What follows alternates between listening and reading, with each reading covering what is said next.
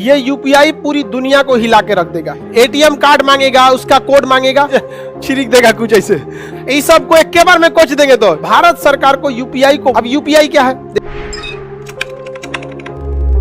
UPI जो है ना बहुत तेज पैसा भेजने के काम में आता है। अब जैसे हमको कहीं पैसा में किसी में पैसा भेजना है तो झमेला समझिए क्या है। सबसे पहले उसका हमको बैंक नाम पता होना चाहिए, फिर बैंक पता होना चाहिए, फिर उसका किस नेम, उस बैंक का क्या पता होना चाहिए, आईएफएससी कोड पता होना चाहिए, फिर अकाउंट नंबर पता होना चाहिए, फिर उस ससुरा का नाम क्या है बैंकों में ई पता होना चाहिए।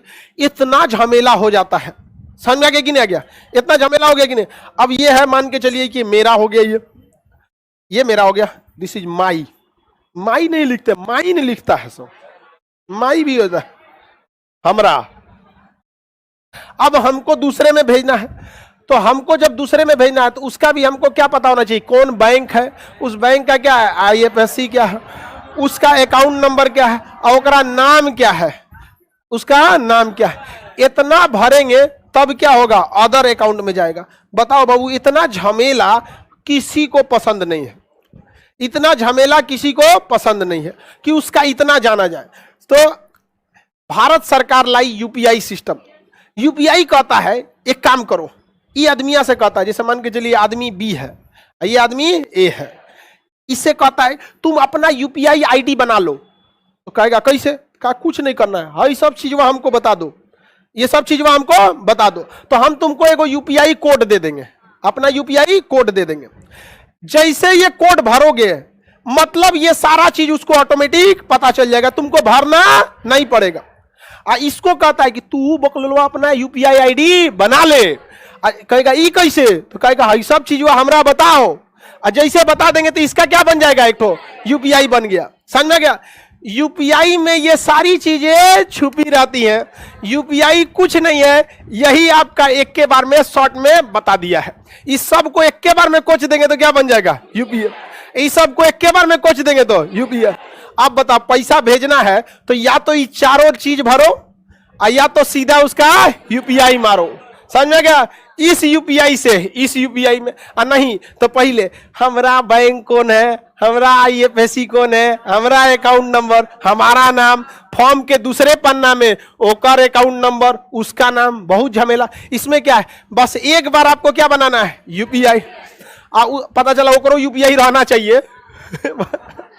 अरे भाई उसका भी यूपीआई रहना चाहिए कि नहीं? इसमें कितने लोग हैं जिनका यूपीआई है? बढ़िया। कितने लोग हैं जिनका नहीं है यूपीआई? आप लोग बना लीजिए छोटे मोटे अकाउंट में, मेरा भी नहीं है। हमको लगभग 6 साल हो गया होगा बैंक से एटीएम से पैसा निकाले। बनता कौन चीज, ऑटोमेटिक मोबाइले से बन जाता है।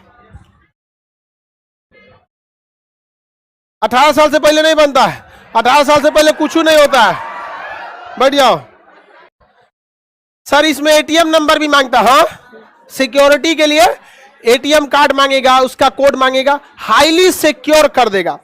यूपीआई को आपका हर चीज पता होता है।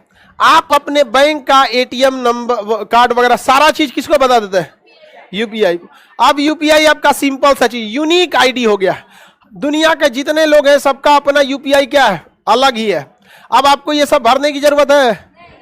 एक बार यूपीआई नंबर मांगिए, आप भेज दीजिए। अब यूपीआई नंबर भी याद करना। यूपीआई नंबर कितने लोगों को पता है? अब कितना अक्षर का? मोबाइल नंबर का बना दिया लोग। हाँ, थोड़ा सा यूपीआई जोड़ दीजिएगा उसी में, मोबाइल नंबर में क्या हो जाता है, बढ़ जाता है। अब ये समस्या ये हो गया कि यूपीआई नंबर भी ससुरा झमेला है। किसी को बोले और गड़बड़ा दिया, तब इसके लिए एक कोड बनाया गया, क्विक रिस्पांस कोड। क्या बनाया गया? Quick response code, QR. क्या बना दिया? क्यूआर। अब जैसे आपका यूनिक नंबर है वैसे ही इस पे तनी सा ऐसे छिड़क देगा कुछ ऐसे। समझ गया? ऐसे छिड़क देगा कुछ ऐसे। क्या हो गया वो? Quick response code. ये ऐसा छिड़केगा कि दूसरे पे इस टाइप का नहीं छिड़का है। समझ में आ गया कि नहीं? सबसे यूनिक डिजाइन से उस पे ऐसे कुछ पोत देगा, छिड़क देगा। तो जिस तरह से यूपीआई एकदम यूनिक है, उसी तरह से ये जो क्यूआर है ऐसे ही यूनिक है। समझ में आ गया कि नहीं? तो ये क्या हो गया? QR code. आज देखिए एक नॉर्मल होटल वाला है, चाय बना रहा है, आगे क्या लगा दिया है? क्यूआर। देखिए बाबू, हाँ हाँ, कोई भी रख सकता है। अब कोई भीख मांगने वाला वो भी रख सकता है। रीजन क्या, अपना अकाउंट खुलवा दिया जनधन योजना में, और उस अकाउंट नंबर के थ्रू क्या बना लिया है, यूपीआई, और उसके हिसाब से क्या बना लिया है, क्यूआर। क्यूआर भी यूनिक, यूपीआई भी यूनिक। इसको भी पता है कि आपके बारे में ये सारी चीजें, और यूपीआई को भी पता है आपके बारे में सारी चीजें।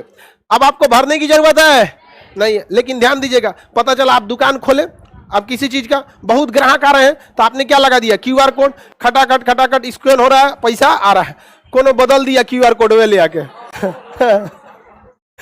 पता चला सब किस में चल जाएगा तो ध्यान दीजिएगा, क्यूआर आप ही का है ना। ये बहुत ही यूनिक चीज हो गई है। आज जितना भी ऑनलाइन ट्रांजैक्शन हो रहा है सब किसके दम पे, यूपीआई। पूरी दुनिया में भारत ऑनलाइन ट्रांजैक्शन में सबसे आगे चला गया। समझ में आ गया कि नहीं आ गया।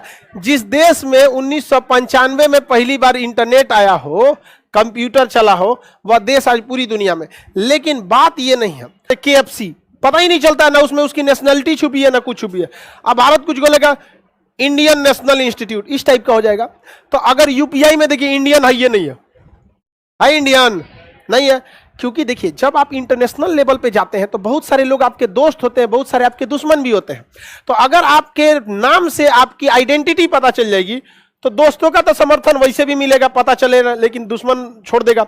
अब यूपीआई में अगर इंडिया लिखा रहेगा तब गड़बड़ा जाएगा। इंडिया लिखा ही नहीं है, इसमें क्या लिखा, UPI, unique payment identity, ID है यहाँ पे, इंडिया तो है नहीं यहाँ पे। तो ये पाकिस्तान में भी चल सकता है कि नहीं, चल सकता है, बस जब तक उन सबको पता ना चले। इसको लेके जाना चाहिए। पूरी दुनिया में सबसे क्विक रिस्पांस है, और चाइना भी इस पर काम कर रहा है, लेकिन चाइना वालों पे किसी का भरोसा नहीं है।